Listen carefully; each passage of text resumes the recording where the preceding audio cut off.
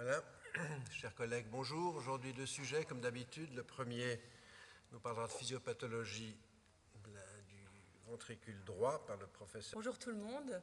On va changer radicalement de sujet, comme vous allez le voir. Donc, je vais vous parler aujourd'hui des promesses de la PrEP à l'heure du choix et vous présenter l'étude Purpose 2. Je ne vais peut-être pas mettre en diaporama. Hop, voilà.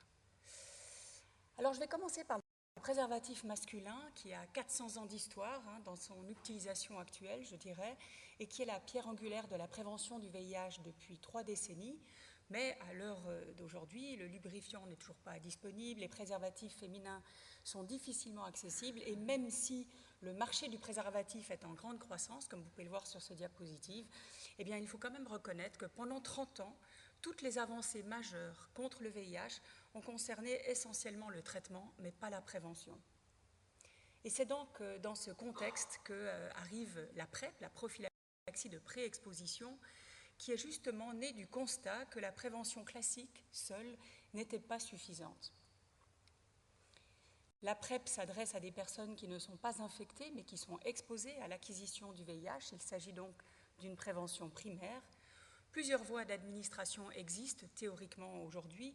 On a des voies d'administration par voie intramusculaire, des anneaux de dapivirine qui sont disponibles dans certains pays. Mais force est de constater qu'en Suisse et en Europe, l'administration orale quotidienne est le mode d'administration majoritaire avec du tenofovir et de l'emtricitabine, connu sous le nom commercial de Truvada, mais disponible en Suisse de façon générique. Alors la PrEP est reconnue en Suisse depuis 2015, mais elle est remboursée depuis le 1er juillet 2024, si on fait ça pour tous les médicaments. Donc on a eu 9 ans de délai avant d'avoir vraiment un remboursement de la PrEP qui aujourd'hui n'est possible que dans le cadre d'un projet de recherche qui s'appelle le projet PREPARED, c'est un programme et qui concerne les personnes à haut risque d'acquisition du VIH. La PrEP, ça coûte environ 2000 à 2500 francs par année si on compte le dépistage, le traitement en lui-même, qui lui n'est pas le plus cher, c'est à peu près 70 francs par mois, et puis le dépistage des IST qui ne sont pas toujours remboursés par les assurances maladie.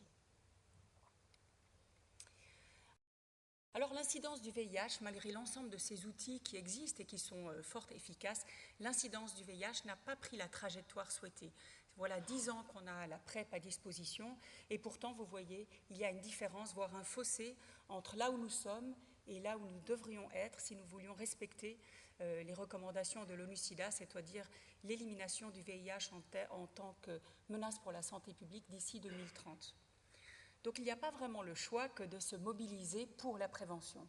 Et je dois dire que depuis 5 ou 6 ans, vraiment la prévention apparaît comme quelque chose d'absolument essentiel dans la recherche médicale du VIH et les progrès ont été marquants.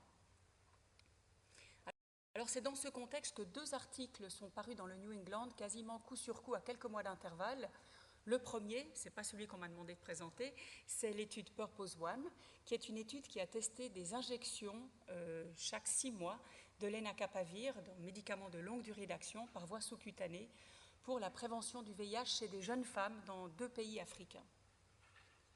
Quelques mois plus tard, apparaît en avril 2025, toujours du même sponsor, Gilead, l'étude Purpose 2, qui teste là également l'administration par voie sous-cutanée 2 fois par année du lenacapavir pour la prévention du VIH. Mais cette fois, la population d'étude est différente. Elle concerne des hommes et des personnes aux identités de genre diverses. Et c'est cet article que l'on m'a demandé de vous présenter aujourd'hui. Alors pourquoi le lenacapavir ? Le lenacapavir a ceci de très particulier qu'il cible plusieurs étapes du cycle de réplication du VIH en s'attaquant justement à sa capside. Il module la stabilité du virus et le transport des complexes capsidiques à l'intérieur du noyau puis à l'extérieur de la cellule et en ce sens, il interrompt plusieurs étapes distinctes du cycle viral. Sa puissance est très élevée. Il n'y a pas de résistance croisée avec les traitements utilisés actuellement pour la grande majorité des cas. Et surtout, son schéma posologique est flexible puisqu'on peut donner du lenacapavir par voie orale, mais justement, et c'est ça qui est intéressant, par voie sous-cutanée 2 fois par année. Et ça, c'est vraiment une révolution, on va le voir dans le domaine de la prévention, mais aussi du traitement. Alors le dessin de l'étude Purpose 2 est le suivant. Il est un petit peu complexe, mais finalement il est, je trouve, très élégant et tout à fait adapté à ce qu'on cherche à prouver. Donc tout d'abord, ils ont regardé une cohorte de personnes très à risque d'acquérir le VIH dans les pays dans lesquels ils ont décidé de faire cette étude, en prenant des personnes justement aux identités de genre diverses ou des personnes, des hommes qui avaient du sexe avec d'autres hommes. Ils ont screené 4807 personnes, ils ont regardé si ces personnes avaient déjà acquis le VIH ou n'avaient pas acquis le VIH. Et puis ils ont pris les personnes qui n'avaient pas encore acquis le VIH, ils les ont randomisées en deux groupes, le groupe qui prenait du lenacapavir par voie sous-cutanée 2 fois par année, ou le groupe qui était sous traitement standard, oral, ce traitement même que l'on propose ici en Suisse, qui est la formulation de tenofovir et d'emtricitabine. Le suivi était en moyenne de 52 semaines et 2 analyses étaient faites, une analyse primaire qui comparait l'efficacité du lenacapavir avec cette incidence du VIH sans intervention, parce qu'on avait décidé, et les investigateurs avaient décidé, et c'est ça que j'ai trouvé particulièrement élégant, d'utiliser dans cette cohorte les personnes qui étaient elles-mêmes déjà séropositives pour le VIH pour regarder quand elles avaient été infectées. Ils ont fait des tests de recency, c'est-à-dire qu'ils ont regardé quelle était la plus grande probabilité d'une infection récente, et avec ça, ils ont déterminé cette incidence de base du VIH en l'absence d'intervention. Donc, ils ont comparé le lenacapavir avec l'incidence de base du VIH, et puis dans une analyse secondaire, ils ont comparé le lenacapavir avec la formulation standard de la PrEP de FTDF. Alors voici les caractéristiques démographiques. Alors d'abord on voit ici la carte géographique du recrutement sur le continent américain, en Afrique du Sud et en Thaïlande. La plupart des patients, des patientes ou des participants et des participantes n'étaient pas caucasiens. La majorité était d'origine latino-hispanique et 22% étaient définis de gender diverse, donc identité de genre diverse. On voit que l'âge médian est de 28 ans. Et ce qui est intéressant aussi, c'est que 23% des personnes qui ont été incluses dans cette étude avaient déjà utilisé la PrEP à un moment donné ou à un autre dans leur trajectoire, dans leur parcours. En règle générale, ce qu'on voit aussi ici, c'est qu'il n'y avait pas de différence dans les caractéristiques initiales de ces deux groupes. Alors, voici la diapositive principale qui présente les résultats. Il y a 2 diapositives qui présentent les résultats. Cette diapositive montre 2 choses. Tout d'abord, lorsqu'on reçoit du lenacapavir 2 fois par année, on le voit, c'est le bâton du milieu, il y a très peu d'infections, très peu de nouvelles acquisitions du VIH, 2 infections pour 1938 personnes année, alors que si on prend la PrEP standard, celle qu'on utilise ici en Suisse, on est à 0,93, c'est-à-dire il y a eu 9 infections dans cette catégorie-là de participants. Et puis si on prend la background HIV incidence, alors là, on est à 2,37. Alors ce qui est intéressant ici, c'est que dans cette étude qui a duré une année, qui comparait donc ces 2 groupes, il y a quand même eu 11 participants qui ont été infectés, qui ont acquis le VIH alors qu'ils étaient sous PrEP. Et on va s'intéresser ici plus particulièrement à ceux qui ont acquis le VIH alors qu'ils étaient sous la PrEP sous-cutanée 2 fois par année. La première participante était une femme transgenre qui a été diagnostiquée à la semaine 13. Le participant B était un homme gay cisgenre qui diagnostiqué, lui, à la semaine 26. Et de façon étonnante, on n'a pas trouvé d'explication pharmacologique. Les 2 participants avaient des taux plasmatiques corrects, mais les 2, malheureusement, présentaient une mutation de résistance capsidique, rendant donc ces participants inaptes à recevoir ce traitement pour le traitement, puisque justement ils avaient été infectés par le VIH. Alors on peut regarder les résultats principaux avec un autre angle. On regarde ici l'incidence du VIH dans l'analyse primaire en comparaison avec l'incidence de base du VIH, et puis dans l'analyse secondaire en comparaison avec le traitement standard de PrEP. Et ce qu'on voit ici, c'est que le lenacapavir a réduit l'incidence du VIH de 96% par rapport à l'incidence de fond, mais aussi, et ça c'est quand même plus surprenant, de 89% par rapport à la PrEP orale prise quotidiennement, qui est censée être un traitement efficace et qui est celle dont on dispose ici en Suisse et à Genève. Il n'y avait pas de différence significative concernant les effets indésirables non liés au site d'injection ou les effets biologiques. Alors vous me direz, avec ces résultats, on voit finalement très peu d'acquisition du VIH, un traitement qui se donne 2 fois par année, par voie sous-cutanée, ce n'est pas très compliqué, ça ne fait pas beaucoup d'effets secondaires.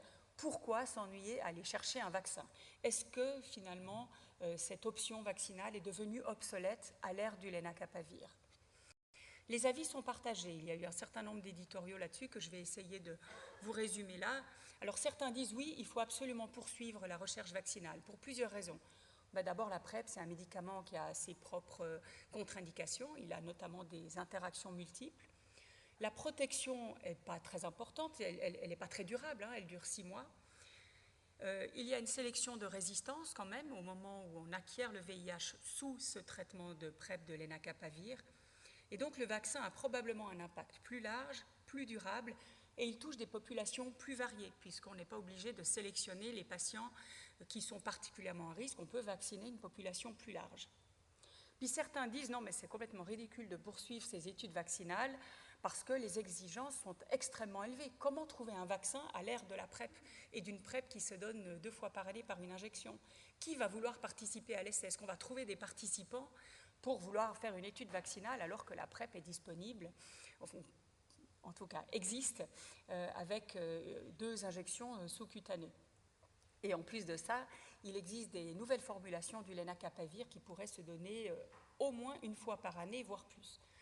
Dans ce contexte, je dirais que probablement il faut quand même une approche combinée, puisque les deux ne répondent pas exactement aux mêmes populations, que l'immunité n'est pas durable de la même façon. Et si vous voulez savoir un peu plus sur le vaccin du VIH, je vous invite à participer à notre colloque à 12h10 au 2e étage dans la salle de colloque de neurologie. Olivier Nawesh va vous présenter les vaccins VIH.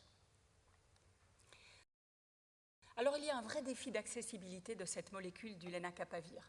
Pour tout vous dire, aujourd'hui, le coût de cette molécule en PrEP est inconnu. Il est inconnu en Suisse, en Europe et ailleurs. On n'a pas de données du prix et le prix n'a pas encore été négocié. Vous voyez qu'on doit comparer finalement ce prix, quel qu'il soit, avec le prix actuel de la PrEP orale quotidienne qui est entre 40 et 70 francs suisses par mois. L'autre chose, c'est que Gilead a conclu en octobre 2024 des accords de licence non exclusifs avec 6 fabricants de génériques dans des zones géographiques bien distinctes, mais ces zones géographiques ne couvrent que 77% des nouvelles acquisitions du VIH dans le monde. Donc aujourd'hui, malgré la présence de cette molécule qui montre des miracles, il faut dire, hein, quand elle a été présentée, cette molécule, pour la première fois au Congrès mondial du sida à Munich l'année passée, tout le monde s'est tu, puis il y a eu une grande standing ovation. C'était probablement la première fois depuis 30 ans qu'il y avait une telle nouvelle positive sur le front de la prévention. Quoi qu'il en soit, aujourd'hui, on a donc un traitement qui semble très efficace, mais qui n'est pas encore disponible, ni en Suisse, ni dans le monde. Alors, il y avait une prise de position initiale l'année passée. PEPFAR, qui était l'agence américaine humanitaire, s'engageait aux côtés du Fonds mondial de lutte contre le sida, la tuberculose et la malaria pour financer et déployer le lenacapavir dans le cadre d'un programme mondial qui était très ambitieux. Vous me voyez venir, il s'est passé beaucoup de choses depuis 2024 et aujourd'hui, ce programme est tombé à l'eau et la semaine passée, Bill Gates a annoncé que sa fondation allait s'engager à garantir l'accès à la PrEP, lenacapavir. Donc on verra. C'est toujours difficile pour moi d'imaginer qu'une seule personne va garantir l'accès d'une molécule dans le monde entier. Mais évidemment, on n'a pas trop le choix aujourd'hui. Les financements américains étaient largement responsables de 90% du coût de la PrEP ou du financement de la PrEP dans le monde. Et je terminerai par cette conclusion. Donc aujourd'hui, la PrEP est effectivement à l'heure du choix. Hein. On a des injections, on a des anneaux d'apivirine, on a aussi des implants qui sont en développement, des anticorps monoclonaux qui pourraient être donnés aussi en prophylaxie, notamment dans la transmission de mère à l'enfant. Et le pipeline est encore très riche. Et tout ça met la barre très très haut pour de futures études vaccinales. Le défi de l'implémentation de ces nouvelles molécules est très important. Et même lorsqu'on parle d'une réduction de l'incidence du VIH de 96%, on peut se dire que le coût-efficacité n'a pas de discussion, que de toute façon on sera coût-efficace. Mais malheureusement, on le voit, les contraintes budgétaires et les coûts budgétaires américaines ont pesé lourd aujourd'hui sur l'accessibilité de ce traitement. Et je vous remercie pour votre attention. Moi, je suis disponible pour des questions.